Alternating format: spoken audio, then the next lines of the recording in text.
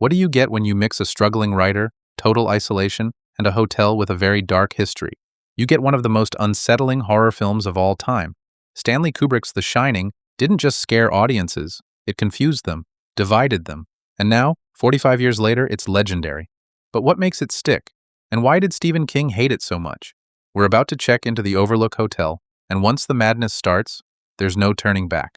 Let's get into it. Here's the setup. Jack Torrance takes a winter caretaker job at the massive, remote Overlook Hotel in the Colorado Rockies. He brings his wife, Wendy, and his young son, Danny, who has a strange gift. Danny has something called the shine. He can see things most people can't. At first, it's peaceful. Snow falls. The place is quiet. But the longer they stay, the more Jack starts to change. Danny begins seeing disturbing visions. And the hotel? It starts to feel alive. This isn't about cheap scares. It's about atmosphere, tension, dread that builds slowly and never lets go. Let's talk about what makes The Shining unforgettable. Kubrick didn't just direct a horror movie. He designed a psychological trap. Every frame feels off. Every hallway feels endless.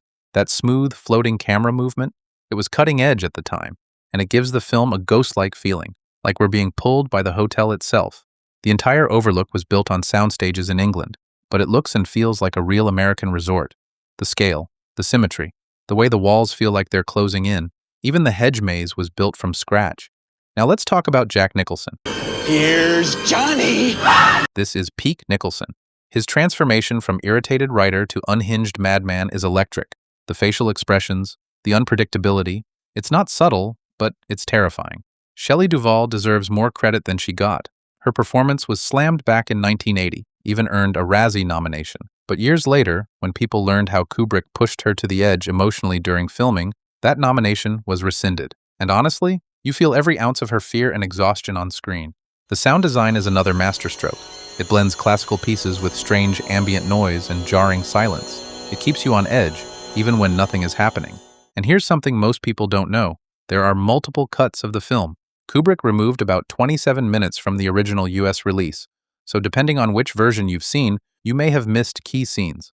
There's also a documentary called Room 237 that dives into fan theories, everything from hidden messages to wild symbolism. Some theories are a stretch, others, unsettlingly possible. At its core, The Shining isn't just about ghosts, it's about the breakdown of a man under pressure. Jack Torrance is a guy trying to stay sober, write something meaningful, and keep his family together. But isolation, personal demons, and whatever darkness lives in that hotel start eating away at him. This is horror without gore. The real fear is watching someone become something unrecognizable. And Danny? His shine isn't a cool power, it's a burden.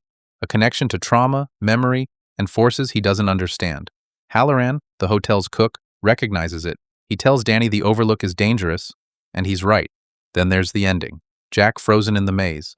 And that photograph of him at a party in 1921, decades before he was born.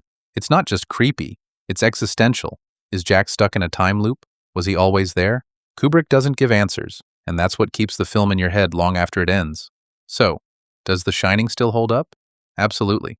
It may not follow King's novel closely, but Kubrick wasn't trying to do a direct adaptation.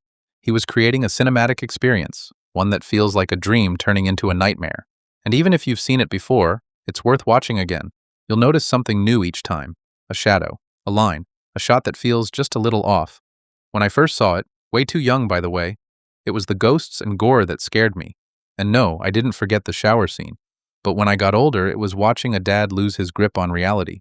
It's not for everyone, but it is a classic, and it earns that title more with each passing year. So what's your take? Is The Shining a masterpiece, or does King have a point? Let me know in the comments. Don't forget to hit that like button and subscribe for more. Until next time, stay bold, stay curious, and always stay rated.